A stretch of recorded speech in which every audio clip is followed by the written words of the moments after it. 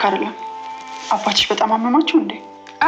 ኖላዊ ድራማ ክፍል 14 ነገ የሚለቀቅ ይሆናል። ኖላዊ ድራማ ክፍል 13ን እንዴት አያችሁት? እንግዲህ የሰላም እናት ሀኒ ወደ ቤታቸው በሄደ ሰዓት አቀባበሏ ለየት ያለ ነበር። እናት እንግዲህ ልቧ ይነግራታል ይባል የለ ብቻ ግን የሆነ ስሜት እንደተሰማት ያስታወቀባት ነበረ።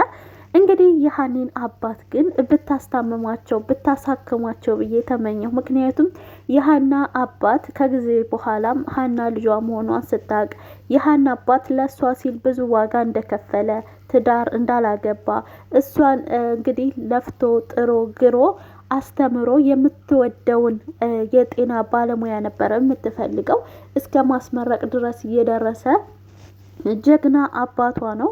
ባይወልዳትም እንደ ልጁ አድርጎ ተንከባክቦ አሳድጓታል። እና እንግዲህ ደግሞ የሰላም እናት እንደምናያቸው በጣም ሀብታም የሆኑ ሰዎች ስለሆኑ እንደው ለፈጣሪዋ ብላ ባሳከመችላት አባቷ እንዳይሞትባት ብዬ አሰብኩኝ። ብቻ ግን ኖላዊ ድራማ ከተለዩ አሁን ላይ ብዙ ድራማዎች እየተሰሩ ይገኛል።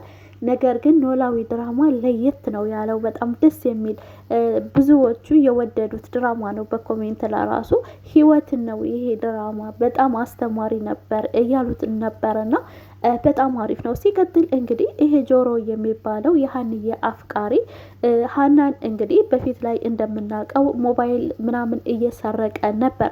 ነገር ግን አንድ ቀን ታዲያ የሀኒ አባት የሰላምን እናት ስልክ ሰርቆ ሲያገኙ በዛ አኩርፈውት ስለነበር እንግዲህ ጆሮም ይሄንን ነገር እንዲያቆም ተገዷል። ይሄ መለወጥ በቃ አለ አይደለ? በአንድ ነገር ላይ ሙዝዝ ብሎ መኖር ሳይሆን ከትናንት ህይወቱ በቶሎ መማሩ ለራሱ ትልቅ አስተማሪ የሆነ ድራማ ነው እና ውድ ቤተሰቦች ኖላዊ ድራማን እንዴት አያችሁት? እናም እንግዲህ በሳምንት 3 ጊዜ ነው የሚለቁት። ላላያችሁት ኖላዊ ድራማ ብላችሁ ስትጽፉ ይወጣላችኋል። እጅግ አስተማሪና ቆንጆ የሆነ የማይሰለች ድራማ ነው። እንግዲህ ሀና ከደሴ ወደ አዲስ አበባ ስትመጣ የጠበቀችው ነገር አባቷን ጥሩ ስራ ሰርታ አስተምራለሁ ብላ ነበር። ነገር ግን ደግሞ እንግዲህ የገባችው ሰው ቤት ነው። ሲቀጥል የሰላም እናት ለልጆቿ ጥሩ ጊዜ ባለመስጠቷ ሰላም በጣም ትናደድባታለች። እንግዲህ የሰላም ካራክተር ለራሱ አስተማሪ የሆነ ካራክተር ነው። ምክንያቱም የሀና የሰላም እናት የጠፋችባትን የሀሴትን ፍለጋ ላይ ስለሆነች ሌትም ቀንም ፎቶዋን አቅፋ ስለምታደር ሀና ደግሞ ማነው ሰላም ደግሞ ትናደድባታለች። ሲቀጥል እንደ ምናሴ አይነት ልጅ ያብዛ በጣም ጨዋ አስተማሪ የሆነ እንዲሁም ደግሞ ሰውን በሰውነቱ የሚያከብር ልጅ ነው። እንግዲህ ሀና ለቤታቸው የቤት ሰራተኛ ብትሆንም ፊቷ እንኳ ቀየር ሲል ስሬት ስትሆንበት በጣም ነው የሚጨነቀው።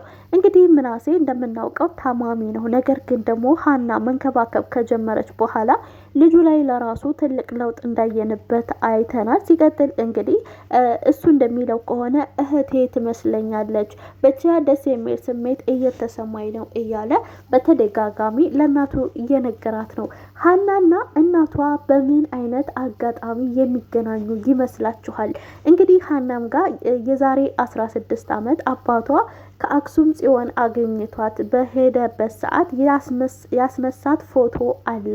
እንግዲህ ደግሞ ትልቁ ምልክት ሊሆን የሚችለው አንገቷ ላይ መስቀል አለኝ። ያችን መስቀል ባደራ መልኩ ነው አባቷ እየተንከባከበ የያዛት እና በመስቀሉ እውነት ይገኝ ይሆን ወይስ እንዴት ይሆን የሚገናኙት የሚለው በጣም አጓጊ ነው።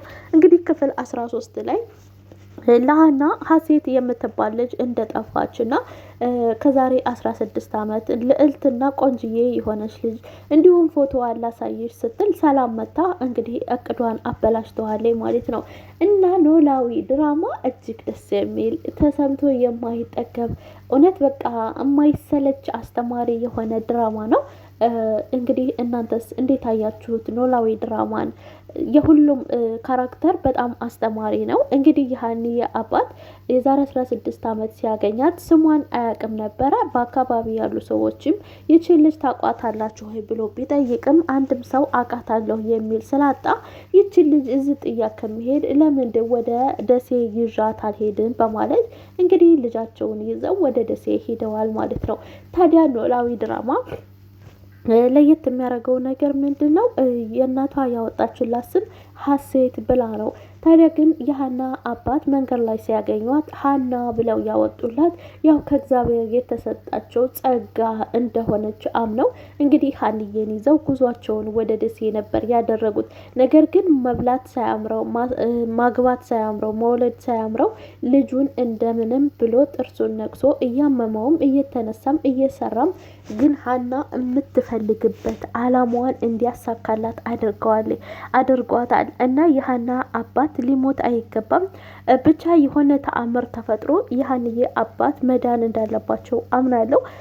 ኖላዊ ድራማን እንግዲህ እጅግ በጣም አሪፍ ድራማና አስተማሪ ድራማ ነው። ባለውለታዎችን በእርግጥም አሁን የሀና እናት አታውቅም ይሄን ጉድ፣ ሀናም ልጇ እንደሆነ ባታውቅም፣ ነገር ግን የሆነ ስሜት እየነገራት ያለ ነገር አለ። ሀና ያንን እቤት ያለውን ፎቶ እና እሷ ጋር ያለውን ፎቶ ስታይ ምናልባት ይቺ ልጅ ማና ብላ ጥያቄ ሊፈጥርባት ይችላል። እንግዲህ ሀና አባቷን ለማሳከም ስትል ወይዘሮ የሰላም እናትም ሰላምም እየገለመጧት እየሰደቧት ያንገላቷት፣ ነገር ግን ደግሞ አባቴን ጥርሴን ነክሼ አሳክማለሁ ብላ ስለወሰነች አባቷን እስከ ጥግ ድረስ ቆይታ ለማሳከም ሞክራለች። ነገር ግን ደግሞ የተጠየቀችው ብር እስከ 300,000 ብር ነው። እናም ኖላዊ ድራማን እንዴት አያችሁት? ለማንኛውም ውድ ቤተሰቦቼ ለቤቴ አዲስ የሆናችሁ ሰብስክራይብ፣ ነባሮች ደግሞ ላይክ ማድረጋችሁን አትርሱ። ስለምታበረታቱኝ አይዞሽ በርቺ ስለምትሉኝ አመሰግናለሁ።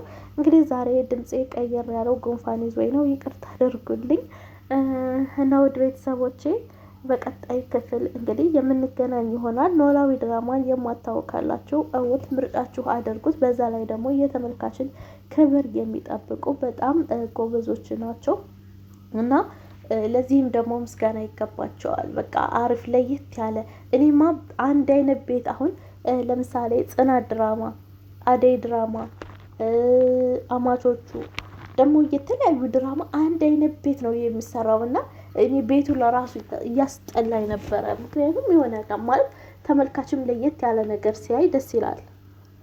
እና ውድ ቤተሰቦቼ ለነበረን ቆይታ አመሰግናለሁ። አበረታቱኝ። ላይክ፣ ሰብስክራይብ፣ ሸር ማድረጋችሁን አትርሱ። መልካምነት ለራስ ነው። ለምታበረታቱኝ ደግሞ ከልብ አመሰግናለሁ። ክበሩልኝ፣ እግዚአብሔር ያክብርልኝ።